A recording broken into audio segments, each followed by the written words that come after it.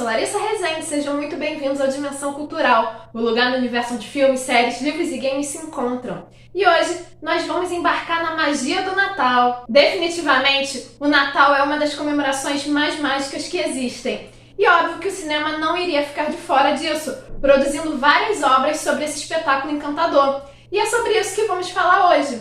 Mas diante de tantas obras, de tantos filmes natalinos produzidos, quais vão ser os filmes que nós vamos falar hoje especificamente? Dos clássicos. E quando eu falo clássicos, eu tô falando daqueles filmes dos anos 90 e início dos anos 2000 que a gente cresceu assistindo de tarde na TV aberta. E com certeza a gente vai ter uma sensação assim de nostalgia com esse vídeo e também é uma ótima dica pra gente maratonar até o dia do Natal. O primeiro filme com certeza é aquele que é o grande símbolo do espírito natalino dos anos 90. E é claro que eu tô falando de Esqueceram de Mim. Esqueceram de Mim foi um filme produzido em 1990 que vai nos apresentar a Kevin McAllister, um menino um tanto quanto bagunceiro que vai deixar sua família de cabelo em pé. E o problema disso é que essa família de Chicago, um belo dia, decide passar as festas de final de ano em Paris e acaba esquecendo Kevin em casa. Obviamente o garoto vai surtar no primeiro momento, assim, nos primeiros 2 minutos, né? E depois dele ver que ele está sozinho em casa, ele vai fazer a festa. Só que em meio a essa comemoração, né, essa vida agitada aí dentro de casa, deixando a casa de cabeça para baixo, né, ele vai ter que encarar 2 ladrões que vão tentar assaltar a sua casa. E óbvio que a gente sabe que são os ladrões que vão penar para conseguir, né, cumprir o seu objetivo. Esqueceram de Mim é um grande clássico que conta com Macaulay Culkin como o protagonista, né, que é o ator mirim símbolo dos anos 90, na qual também é um filme, além de muito divertido, um tanto quanto aconchegante, principalmente no final, quando a família volta, né, que eles percebem, obviamente, que eles esqueceram um filho em casa, eles voltam, reencontram Kevin, são e salvos, né, ficam aliviados, demonstram todo o amor pelo garoto, por mais que o garoto dê uma imensa dor de cabeça neles, e também muito divertido ao vermos que no final os ladrões vão praticamente implorar para serem presos, porque eles estarão com muito mais insegurança e confortáveis dentro da prisão do que fora com Kevin solto por aí. Um outro filme também produzido em 1990 é Edward Mãos de Tesoura. E é óbvio que Tim Burton não poderia ficar de fora dessa lista. Afinal de contas, o diretor é perfeito para qualquer feriado. Ele vai ter filmes tanto para o Halloween, que é até comum, né, levando em consideração a sua assinatura sombria, quanto para o Natal. E ele vai trazer esse tom sombrio para o Natal também, em contraposição às cores, ao colorido dessa época do ano. Então o seu filme vai mostrar Peggy Boggs, que é uma vendedora de cosméticos que bate de porta em porta, encontrando no castelo de um topo de uma montanha o Edward, que é uma criatura, né, que é, na verdade, bem humana, na verdade, que ele foi criado por um inventor que morava naquele castelo, só que esse inventor morreu antes de lhe dar mãos. Por conta disso, o Edward tem mãos de tesoura. E assim Peggy vai levá-lo para casa para apresentá-lo à sua família, à vizinhança, porque apesar do seu jeito, da sua aparência diferente, o Edward é muito inocente e tem um bom coração.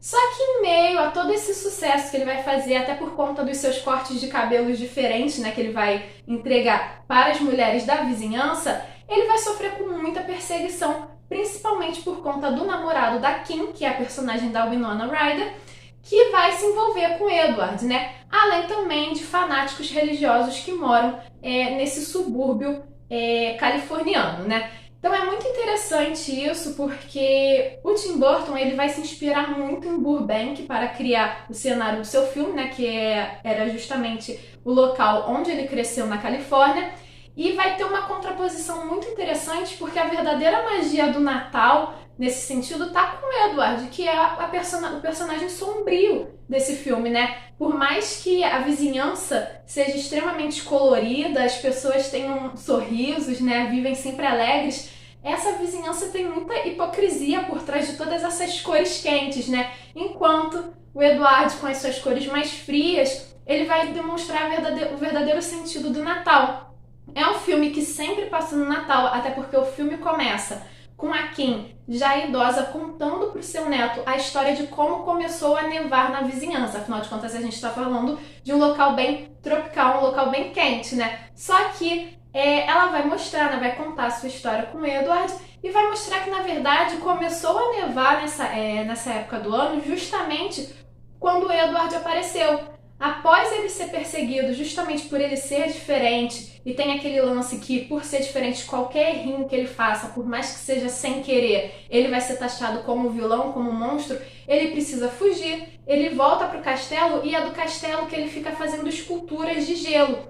E, obviamente, ao cortar essas esculturas com a sua tesoura, lascas de gelo vão indo, né, com o vento, e assim começa a nevar, mostrando assim que no final é um filme um tanto quanto melancólico, mas bem mágico, mostrando assim toda a magia do Natal, né? E Edward Mãos de Tesoura é um filme muito interessante, é um filme muito profundo, muito nostálgico para uma boa parte do público, porque foi justamente com esse filme que o grande público vai conhecer diretamente o trabalho do Tim Burton, sem falar que é o filme que marca a eterna parceria do Tim Burton com o Johnny Depp. E ainda seguindo essa linha do Tim Burton, nós temos O Estranho Mundo de Jack. O Estranho Mundo de Jack é um filme um tanto quanto especial, pois a gente consegue assistir em 2 feriados, tanto no Halloween quanto no Natal. E como eu falei lá no vídeo sobre os filmes de Halloween, e caso você não tenha assistido esse vídeo ainda, eu vou deixar aqui na descrição, O Estranho Mundo de Jack ele não foi dirigido por Tim Burton, pois o diretor ele estava envolvido em outros trabalhos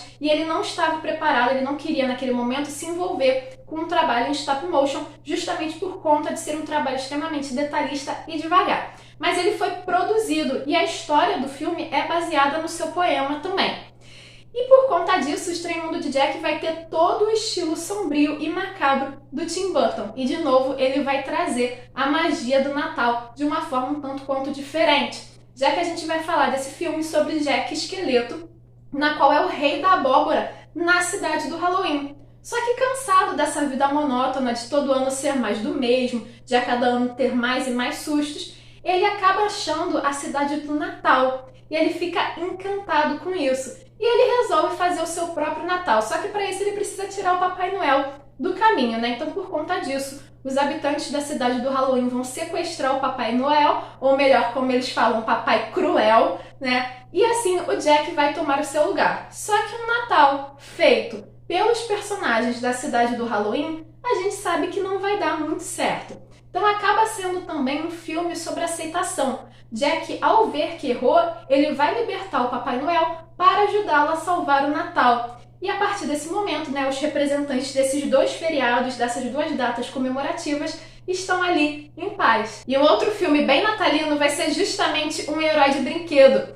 Um Herói de Brinquedo coloca Arnold Schwarzenegger como um homem de negócios que só pensa em trabalho e acaba sempre decepcionando o seu filho. Por conta disso, para tentar se redimir, ele promete para o filho que o seu presente de Natal seria o Turbo Man, né? Um boneco de ação assim que é o mais esperado, o mais aguardado do mercado. O problema é que ele decide comprar em cima da hora e, obviamente, que esse boneco já está mais do que esgotado em todas as lojas e ele só consegue assim uma chance de conseguir esse brinquedo. Só que para conseguir esse boneco, ele vai precisar competir com um carteiro e assim ele vai se meter em várias confusões. Um Herói de Brinquedo é um filme produzido em 1996 e traz também Arnold Schwarzenegger como um grande personagem já marcado nas tardes da televisão aberta da nossa infância, né? Porque ele vai ter outros filmes desse estilo mais cômico também.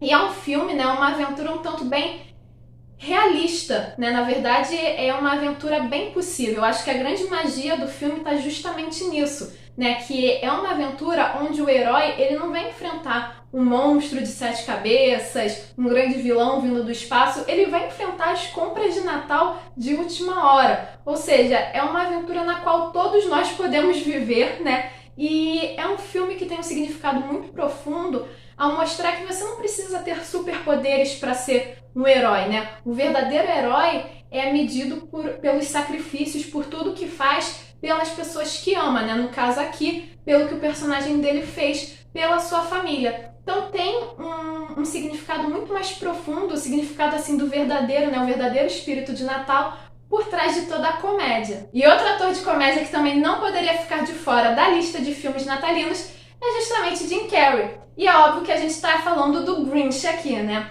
O Grinch é um filme extremamente cômico que vai falar justamente de uma criatura verde chamada Grinch que detesta, que não suporta o Natal. E por conta disso, né, ele não gosta assim da felicidade dos habitantes de Quenlândia quando o feriado chega. E ele vai tentar roubar o Natal, ou melhor, tudo que tem um significado natalino. Vai roubar os presentes, renas, árvores, vai roubar até o leite com biscoito que as crianças deixam para o Papai Noel tomar quando ele vem trazer os presentes, né?